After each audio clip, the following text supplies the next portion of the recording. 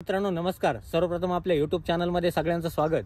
आणि आजचा व्हिडिओ देत असताना आपण द्राक्ष पिकामध्ये येणाऱ्या अडचणी त्याच्यामध्ये तुमचा डाउनी लक्षात घ्या. पावसाचं वातावरण आपल्याकडे 2 ते 3 दिवसापासून तयार झालेलं आहे.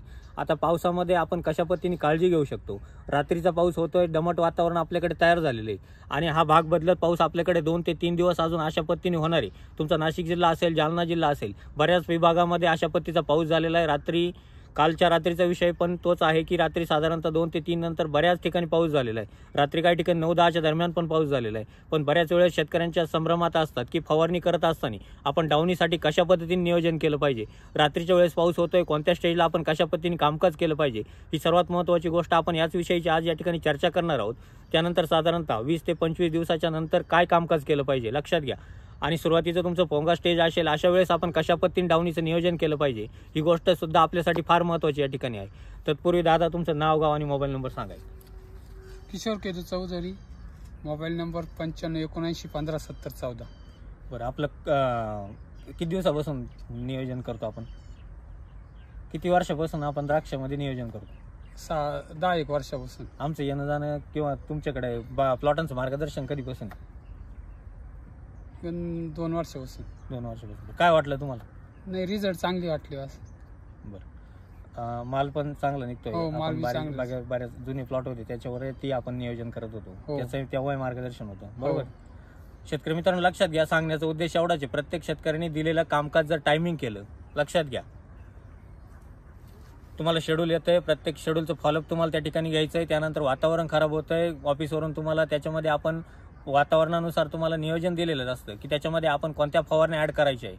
ह्या पण फवारण्या आपण नियोजन करून घ्या. त्यानंतर कोणाची अडचणी असेल नक्की कॉल करत चला, जेणेकरून पाऊस झालाय, कुठल्या अडचणी येत आहे, काही रोगाचा प्रादुर्भाव होतोय तर आपल्याला त्याच्यासाठी नियोजन त्या ठिकाणी देता येतं, हे लक्षात घ्या.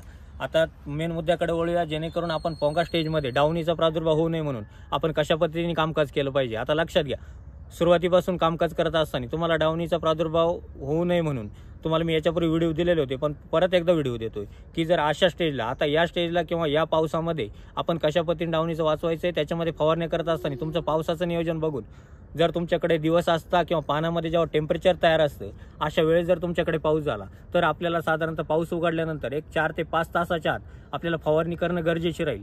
पण हीच फवारणी जर तुमच्याकडे पाऊस, तुमचं टेम्परेचर कमी झालेलं आहे, रात्रीचा पाऊस आलेला आहे, रात्रीचा पाऊस जर आला असेल तर आपल्याला सकाळी, लक्षात घ्या, सकाळी सूर्यप्रकाश पानांवरती पडण्याच्या अगोदर आपल्याला त्या ठिकाणी फवारणी झाली पाहिजे, याची काळजी आपण करणं गरजेची. याच्यासाठी 2 ते 3 फवारण्या मी तुम्हाला या ठिकाणी सांगतो की जर तुमच्याकडे सूर्यप्रकाश असेल तर आंतरप्रवाही बुरशीनाशकाची फवारणी करा. पण जर तुमच्याकडे पावसाचं वातावरण असेल, ढगाळ वातावरण असेल तर आपल्याला त्या ठिकाणी 2 ते 3 फवारण्या चांगल्या घेणं त्या ठिकाणी गरजेचं आहे, लक्षात घ्या. पोंगा स्टेज असेल तर तुम्हाला संचार 40 आणि एंट्रॉकॉल ही एक फवारणी फार महत्त्वाची राहील, लक्षात घ्या. त्या ठिकाणी तुम्ही संचार 40 200 लिटरला 500 ml, एंट्रॉकॉल 500 ग्रॅम ही एक फवारणी आपल्यासाठी महत्त्वाची राहील. सूर्यप्रकाश पडण्याच्या अगोदर आपण ही फवारणी करून घ्या. त्यानंतर दुसरी फवारणी घेत असताना तुम्हाला रिव्हर्स, लक्षात घ्या, 200 लिटर पाण्यासाठी रिव्हर्स 160 ml, त्याच्यामध्ये तुम्ही फंगिस्टॉक 200 लिटरला 400 ग्रॅम या प्रमाणात एक दुसरी फवारणी आपल्याला करून घ्यायची. या 2 फवारण्या जर आपण व्यवस्थित केल्या तर आपल्याला कुठली अडचण त्या ठिकाणी येणार नाही. फक्त ही गोष्ट लक्षात ठेवा, मेन मुद्दा आहे की रात्रीचा पाऊस झालेला आहे, तुमचा 6-7च्या नंतर पाऊस आलेला आहे, रात्रभर टेन्शन घ्यायचं काम नाही, परंतु सकाळी आपल्याला सूर्यप्रकाश पडण्याच्या अगोदर आपली फवारणी होणं फार गरजेची. कव्हरेज चांगलं घ्यायचंय, प्रत्येक पोग्यामध्ये औषध त्या ठिकाणी पोहोचलं पाहिजे. त्यानंतर पुढच्या स्टेजला आल्यानंतर बऱ्याच वेळेस पाऊस होतोय, पाऊस झाल्यानंतर तुमच्या घडामध्ये पाणी साचतंय, तुम्ही या ठिकाणी बघू शकता. जर रात्रीचा पाऊस झाला, या ठिकाणी घडामध्ये पाणी साचलं तर बऱ्याच वेळेस तुमच्या या जे मण्याचं देठ असतं हे कमकुवत असल्यामुळे बऱ्याच वेळेस अडचणी येतात. हे देठ आज तुम्हाला कूज दिसणार नाही, परंतु 4-5 दिवसानंतर ज्या ठिकाणी पाणी साचलेलं आहे त्याच्यामध्ये तुम्हाला कूज त्या ठिकाणी दिसून येईल. याच्यासाठी आपल्याला कोणती फवारणी घ्यायची हे पण लक्षात घ्या.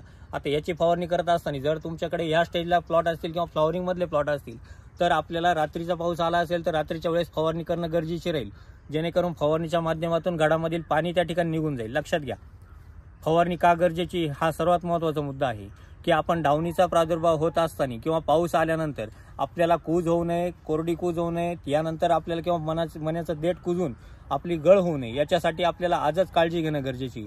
घडामध्ये जर पाणी साचत असेल, रात्रीचा पाऊस झाला असेल तर आपण पाऊस उघडल्याच्या नंतर 1 तासाच्या आतमध्ये आपल्याला फवारणी करून घ्यायची, लक्षात घ्या.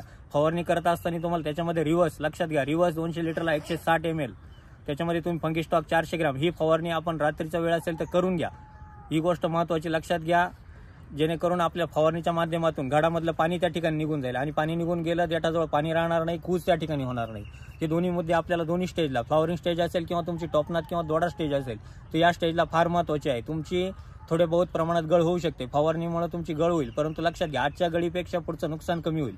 त्याकरता आपल्याला फवारणी त्या ठिकाणी करून घ्यायची. हे दोन्ही तिन्ही मुद्दे आपण लक्षात घ्या.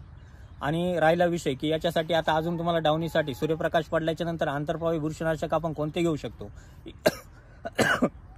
याच्याबद्दल मी तुम्हाला 1 2 3 स्प्रे सांगतो. याच्यामध्ये स्प्रे करत असताना आपल्याला लक्षात घ्या आंतरप्रवाही बुरशीनाशकामध्ये तुम्ही ॲलेट आणि एंट्राकॉल ही एक फवारणी आपल्यासाठी महत्त्वाची ठरू शकते. या स्टेजला आल्यानंतर तुम्हाला डिटेक्शनचं नियोजन करून आपल्याला त्या फवारणी घ्यायचे. त्याच्यामध्ये तुम्ही ॲलेट 200 लिटरला 500 ग्रॅम, एंट्राकॉल 500 ग्रॅम ही एक फवारणी आपल्यासाठी महत्त्वाची राहील. त्यानंतर मेलोडिओची तुमचा पहिला एक स्प्रे निघून गेलेला असेल तर एक स्प्रे अजून तुम्ही काढू शकता, लक्षात घ्या. दुसरा स्प्रे आपल्याला त्या ठिकाणी तुम्ही नियोजन करू शकता. त्यानंतर तुम्हाला रिव्हर्स फंगिस्टॉक किंवा रिव्हर्स बॅसिलस ही एक फवारणी आपल्यासाठी महत्त्वाची राहील. त्यानंतर कुजीचं प्रमाण असेल, बऱ्याच गाडांमध्ये पाणी साचलेलं असतं, देठ कमकुवत असतं, अशा वेळेस आपण त्या ठिकाणी किटोसान, लक्षात घ्या, किटोसान घेऊ शकता किंवा चारकोल. तुम्ही फिनिक्स कंपनीचं चारकोल 200 लिटरला 500 ml, त्याच्यामध्ये तुम्ही बॅसिलस 200 लिटरला 500 ग्रॅम किंवा ऑर्बिट 200 लिटरला 250 ग्रॅम दोन्हीतून एक जे आपल्याकडे उपलब्ध असेल त्याची फवारणी तात्पुरत्या स्वरूपामध्ये आपल्याला करणं फार गरजेचे राहील, जेणेकरून कूज होणार नाही, देठ त्या ठिकाणी कुजणार नाही. आणि या फवारणी आपल्यासाठी फार महत्त्वाच्या राहतील, हे पण लक्षात घ्या. या पद्धतीचं नियोजन जर तुम्ही केलं तर डावणीचा प्रादुर्भाव होणार नाही, कुठली अडचण त्या ठिकाणी येणार नाही. पण अशा वेळेस आपल्याला पावसामध्ये मुळीचं कार्य रेग्युलर चालू ठेवणं गरजेचं आहे, जेणेकरून फ्लॉवरिंग येणारे जे प्लॉट असतील ते लवकरात लवकर पास कसे होतील. लक्षात घ्या, खालून पाणी कमी करायचं नाहीये. जरी आपल्याकडे पाऊस थोड्या बहुत प्रमाणात असेल, मुळीला पाणी जात नसेल तर आपल्याला पाणी देऊन घ्यायचं, हे लक्षात घ्या. पाणी दिल्याच्या नंतर आपलं जे फ्लॉवरिंग पासिंग आहे ते लवकरात लवकर होईल, जेणेकरून तो कालावधी कमी होऊन आपल्याला मनी सेटिंग फास्ट करून घेता येईल. ही पण गोष्ट लक्षात घ्या. आता मनी सेटिंग फास्ट करत असताना या स्टेजला आल्यानंतर आपण ड्रीपमधून कोणते ॲप्लिकेशन देऊ शकतो. शेंडा जर तुमचा 10 ते 12 पानांच्या पुढे असेल, लक्षात घ्या, तर आपण त्या ठिकाणी अमोनियम मॉलिब्डेनम 100 ग्रॅम, लक्षात घ्या, एकरी अमोनियम मॉलिब्डेनम 100 ग्रॅम, त्याच्यामध्ये पोटॅशियम शोनाइट एकरी साधारणतः 7 ते 8 किलो या प्रमाणात आपल्याला एक डोस देऊन घ्यायचा आहे. त्याच्यानंतर मुळी चालू राहण्यासाठी तुमची जर जमीन एक सर्वसाधारणपणे चुनखडीयुक्त जमीन असेल तर त्या ठिकाणी तुम्हाला सल्फर एकरी 2 किलो, लक्षात घ्या, सल्फर एकरी 2 किलो, त्याच्यामध्ये फ्रूट ड्रिप 2 लिटर किंवा नाइजेल 1 किलो या प्रमाणात एक ॲप्लिकेशन देऊन घ्या, जेणेकरून आपल्या मुळीला कार्यक्षमता चांगली राहील, जमिनीमध्ये वापसा कंडिशन चांगली राहील. या पद्धतीने कामकाज करून घ्या. त्यानंतर कोणाच्या काही अडचणी असतील, कोणाचे काही प्रॉब्लेम असतील तर नक्की कळवत चला. आपले बुकिंग क्रमांक आहेत, ऑफिसवरून तुम्हाला कॉल येत असतील किंवा आपण काही अडचणी असतील तर नक्की कॉल करत चला. तुम्हाला बुकिंग क्रमांक सांगतो: 98 34 25 22 14, 91 68 000 503 आणि 504 या क्रमांकावरती संपर्क करा. आपले प्लॉट बुकिंग करून घेत चला. आता नवनवीन तुमच्या टरबूज असेल, खरबूज असेल, याच्या लागवडी आता या ठिकाणी चालू केलेल्या आहे शेतकऱ्यांनी. याचे बरेचसे प्लॉट बुकिंग होत आहेत. कोणाच्या अडचणी आपण प्लॉट मागच्या वर्षीचे व्हिडिओ तुमच्यासाठी दिलेले होते की आपण कशा पद्धतीने साधारणतः 30 ते 35 40 टनापर्यंत कसं उत्पादन आपण त्या ठिकाणी टरबूजामध्ये काढून दिलेले, 20 ते 25 टनापर्यंत आपण खरबुजाचं उत्पादन त्या ठिकाणी काढून दिलेले. आणि याच पद्धतीचं नियोजन, निरोगी कामकाज, कमीत कमी खर्चामध्ये जास्तीत जास्त उत्पन्न, हे सर्व नियोजन जर करायचं असेल तर आपल्याला प्लॉट बुकिंग करून घेणं फार महत्त्वाचं आहे. जर कोणाच्या अडचणी असतील तर नक्की प्लॉट बुकिंग करून घेत चला. आणि आपल्या चॅनलला कोणी नवीन आला असाल तर सबस्क्राईब करून घ्या. नवनवीन व्हिडिओ येतात, प्रत्येक पिकाविषयीची माहिती येते, ही गोष्ट लक्षात घ्या. त्याच्यानंतर कोणाच्या डाळिंबाच्या प्लॉटांचं नियोजन असेल तरी आपण त्या ठिकाणी आता नियोजन करतोय. डाळिंबासाठीचं कामकाज खूप महत्त्वाचं आहे. बऱ्याच शेतकऱ्यांची मागणी आहे की लागवडी होत आहेत. आपण याच्यासाठी पूर्ण टीम आपली त्या ठिकाणी कार्यरत आहे. ऑफिसमध्ये शेड्यूल येत आहे, सर्व स्टाफ आपला पूर्ण शैक्षणिक पद्धतीने कामकाज करून किंवा पूर्ण अभ्यास करून त्या ठिकाणी नियोजन देतोय.